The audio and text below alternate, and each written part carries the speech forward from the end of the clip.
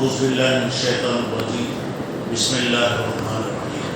محترم حضرات، اس سے پہلے آپ لوگوں کے سامنے جمعہ کے ثواب کے تعلق سے کچھ ضروری باتیں بتائی گئی۔ آج کسی کے انتقال کے تعلق سے ضروری باتیں اور پھر زکوٰۃ کے تعلق سے کچھ ضروری باتیں انشاءاللہ بتائی جائیں گی۔ جو اللہ رب العالمین سے ملاقات کرنا پسند کرتا ہے، اللہ تعالیٰ بھی اس سے ملاقات کرنا پسند کرتا ہے۔ کسی کی موت کی اطلاع دی جاتی ہے، مرنے والے کو پتہ چلتا ہے کہ میرا وقت آ گیا ہے، تو ایسے وقت میں نیک آدمی کو موت کی اطلاع دی جاتی ہے تو وہ خوش ہوتا ہے کہ مجھے اللہ سے ملنے کا وقت آ گیا۔ اگر برے آدمی کو اس کی اطلاع دی جاتی ہے کہ بھائی تیرا وقت آ گیا ہے تو وہ پریشان ہوتا ہے، وہ چاہتا ہے کہ میں کسی طریقے سے بھی بچوں۔ اللہ تعالیٰ بھی اس سے ملاقات کرنا پسند نہیں کرتا۔ من احب لقاء اللہ احب اللہ لقاءہ ومن کرہ لقاء اللہ کرہ اللہ لقاءہ۔ بخاری کی روایت ہے، جو آدمی اللہ سے ملاقات کرنا پسند کرتا ہے اللہ بھی اس سے ملنا پسند کرتا ہے۔ جو آدمی اللہ سے ملاقات کرنا پسند نہیں کرتا اللہ بھی اس سے ملاقات کرنا پسند نہیں کرتا۔ اب دوسری بات یہ ہے کہ مرتے وقت آدمی کی کیا کیفیت ہوتی ہے۔ مرتے وقت آدمی مثال کے طور پہ اللہ کی طرف رجوع ہو رہا ہے، توبہ کر رہا ہے، اللہ کو یاد کر رہا ہے، یا کسی کی زبان سے لا الہ الا اللہ نکل جائے، کہا جا من کان آخر کلامہ لا الہ الا اللہ دخل الجنہ۔ ابو داؤد کی روایت ہے کہ جو آدمی مرنے سے پہلے لا الہ الا اللہ پڑھتا ہے، کلمہ پڑھتا ہے، تو اللہ تعالیٰ اس کو جنت میں داخل فرمائے گا۔ اس لیے ہمیشہ اللہ تعالیٰ سے دعا کرتے رہنا چاہیے کہ جب اللہ تعالیٰ کے پاس جانے کا وقت آ گیا، جب دمِ واپسی ہو یا اللہ، لب پہ ہو لا الہ الا اللہ، لا الہ الا اللہ زبان سے ہمارے نکلے تو اس کی ہمیشہ دعا کرتے رہنا۔ اگر کوئی آدمی کلمے کی موت اگر مر رہا ہے تو یہ بڑی خوش نصیبی کے بات ہے، اللہ تعالیٰ اس کو جنت میں داخل فرمائے گا۔ پھر اس کے بعد اب اگر کسی کا انتقال ہو گیا تو اب تمام لوگوں کا، چاہے وہ رشتہ دار ہوں یا نہ ہو، ان کا حق ہے کہ جنازے میں شریک ہوں۔ اب یہاں پہ بتایا کہ ایک مسلمان کے دوسرے مسلمان پر کئی قسم کے حق ہیں، ان میں سے یہ بھی ہے کہ اگر کسی کا انتقال ہو جائے تو اس کے جنازے میں آپ شریک رہیں۔ تو اب یہاں پر جنازے میں شریک ہونے کا مطلب یہ ہے، مثلا کسی کے گھر میں واقعہ ہو گیا، کسی کا انتقال ہوا، ان کے گھر کو جانا، انہیں تسلی دینا، صبر کرنے کی تلقین کرنا، یہ تمام سنت ہے۔ جیسا کہ حضرت ابو سلمہ رضی اللہ تعالیٰ عنہ کا جب انتقال ہوا تو اللہ کے نبی صلی اللہ علیہ وسلم ان کے گھر کو گئے، ان کے رشتہ داروں کو آپ نے تسلی دیا۔ پھر اس کے بعد اللہ کے رسول صلی اللہ علیہ وسلم نے فرمایا کہ جب وہ آدمی کا انتقال ہوتا ہے تو اس کی آنکھیں اس کا پیچھا کرتی ہیں، یعنی جان کو، روح کو جاتا ہوا دیکھ کر آنکھیں پیچھا کرتی ہیں، اسی لیے حکم دیا گیا کہ اس کی آنکھ کو بند کر دو۔ اگر کسی کی آنکھ سے مثال کے طور پہ پانی نکل گیا تو سمجھ جاؤ کہ اس کا انتقال ہو گیا، کیونکہ زندگی بھر یہ جان، روح جو ہے ملی بھی رہتی، اب الگ ہو رہی ہے تو افسوس ہوتا ہے کہ ہم اب تک مل کے تھے تو آج چھوڑ کر جا رہی ہے، تو گویا آنکھیں بند کرنا، میت کو سیدھا کر دینا۔ اچھا، اس کے ساتھ اللہ کے رسول صلی اللہ علیہ وسلم نے فرمایا کہ جب بھی اگر کسی کا انتقال اگر ہو جائے تو اب یہاں پہ ہمیں کوئی بھی بات، ذرا بھی ہمیں تکلیف دینے والی کوئی بات معلوم ہو، مثال کے طور پہ چلتے چلتے ٹھوکر لگ گئی، اچانک لائٹ بند ہو گئی، چپل ٹوٹ گیا، یا کوئی ایسی بھی بات ہو گئی، تو آدمی کیا کرتا، زبان سے آ بول کے نکالتا۔ افسوس کہ الفاظ آپ یہ نکالتا نہیں. ایسے وقت میں اذا اصابتہم مصیبت قالوا انا للہ و انا الیہ راجعون. جب بھی کوئی مصیبت آ جائے تو انا للہ کہنا چاہیے. ہم سب اللہ کے ہیں, ہم کو اللہ کی طرف جانا ہے. اچھا, اب یہاں پر اب دیکھیے, اب انا للہ کے ساتھ ایک بات یاد رکھیے, یہ دعا اللہم اجرنی فی مصیبتی وخلفنی خیرا منہا. اللہ جو مجھے مصیبت آئی ہے, یہ مصیبت میں تو مجھے بدلہ عطا فرما, اس کا جو اجر ہے وہ اجر عطا فرما, اور مجھے اس کا بدل جو میرے کو نقصان ہو گیا اللہ اس کا مجھے بدلہ عطا فرما. حضرت ام سلمہ رضی اللہ عنہا سے آپ نے کہا ام سلمہ تم یہ دعا پڑھتے رہو. تو حضرت ام سلمہ کہتی ہیں میرے دل میں ایک بات یہ خیال آیا, ابو سلمہ سے زیادہ نیک شوہر کوئی ہو سکتا کیا, اس سے اچھا شوہر مجھے مل سکتا کیا.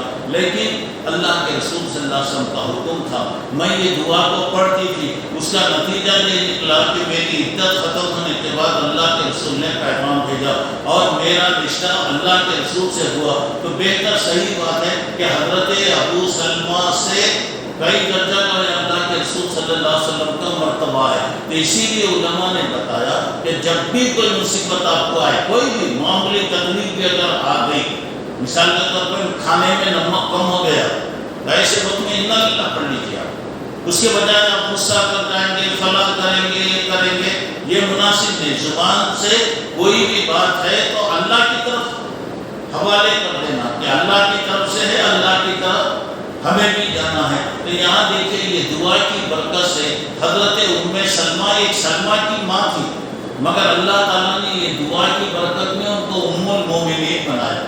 اللہ کے رسول صلی اللہ علیہ وسلم کی بیوی بنی, پوری امت کی وجہ ماں بنایا. تو کبھی یاد رکھو کوئی بھی تکلیف, کسی کے کوئی بھی نقصان کر کی بات آ گئی, کوئی کی حالت اگر آپ کو معلوم, فوری زبان سے انا للہ پڑھ لیں, اللہ کے حوالے کر دیں گے. اللہ تعالیٰ اس کے اندر بہتر انشاءاللہ پیدا کرے گا. اللہ تعالیٰ فرشتوں سے سوال کرتا ہے جب تم کسی کی جان نکالے, کسی کے چہیتے کی جان نکالے یا کسی کے بچے کی جان نکالے, تو ایسے وقت میں وہ کیا کیا؟ تو فرشتے کہتے ہیں اے اللہ وہ تیری تعریف کیا اور اس نے صبر کیا.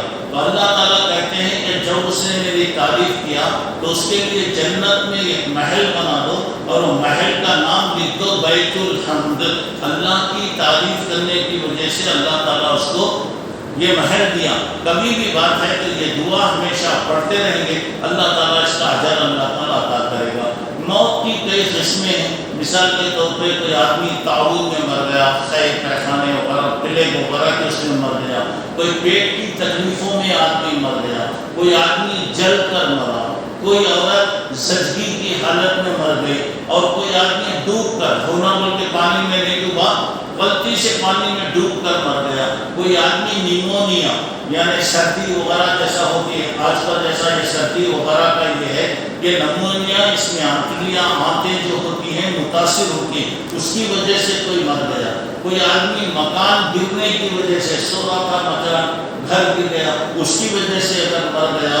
اگر کوئی آدمی اپنی عزت کی حفاظت, اپنے مال کی حفاظت میں اگر آدمی کوئی حفاظت کرتے ہوئے مرا, تو یہ تمام شہادت کی موتیں ہیں, اور یہ تمام موتوں کا درجہ اللہ کے پاس بہت زیادہ اونچا ہے. تو برحال یعنی کسی کا انتقال اگر ہو, ابتلا اگر آپ کو مل جائے, تو آپ یہ نہیں سمجھنا کہ میرے جانے کی وجہ سے, سب اللہ کے حق میں.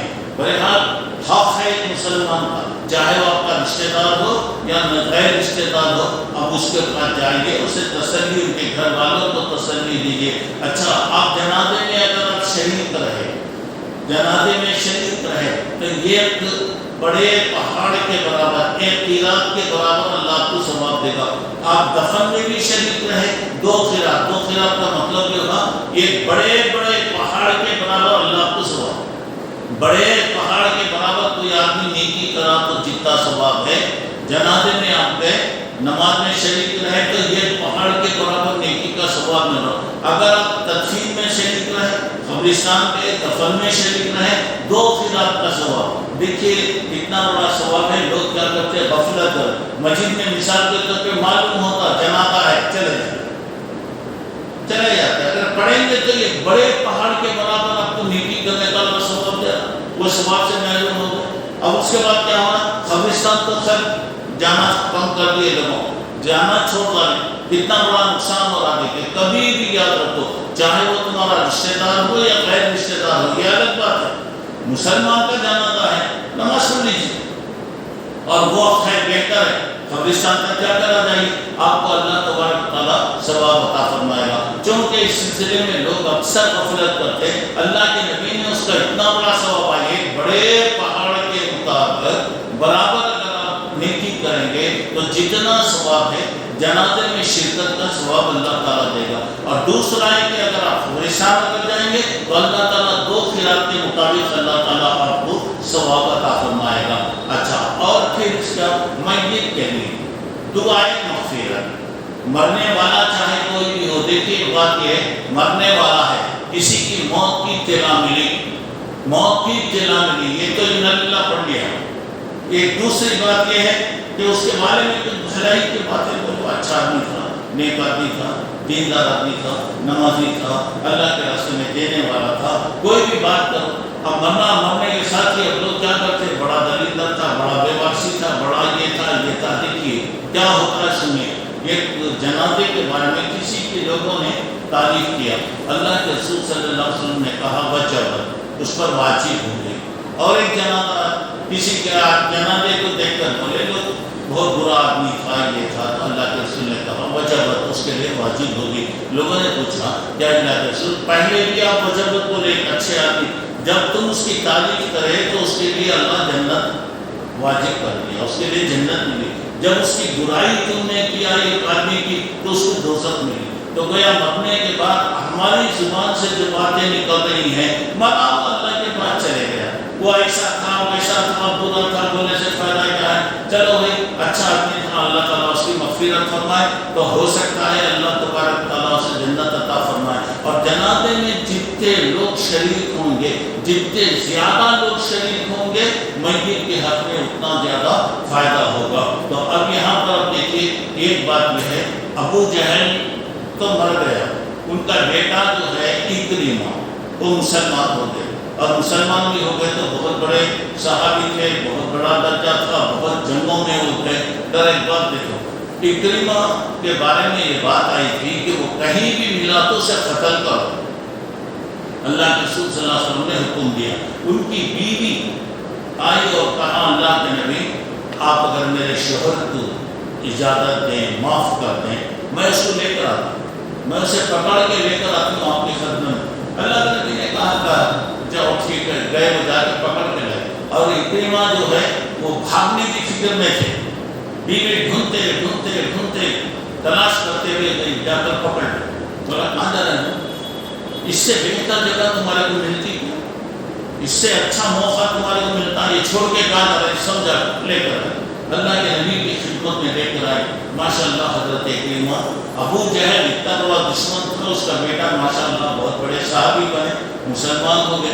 اس کے بعد دیکھیے ایک بات, اللہ کے رسول اور اکرمہ نے کہا اللہ کے رسول جو بھی ہو گیا معاف کر دیجیے, جو بھی غلطی ہے. اللہ کے نبی نے کیا فرمایا سنیے, اللہ اکرمہ نے مجھے جتنی تکلیف دیا میں اس کو معاف کر دیا, تو بھی معاف کر دیا.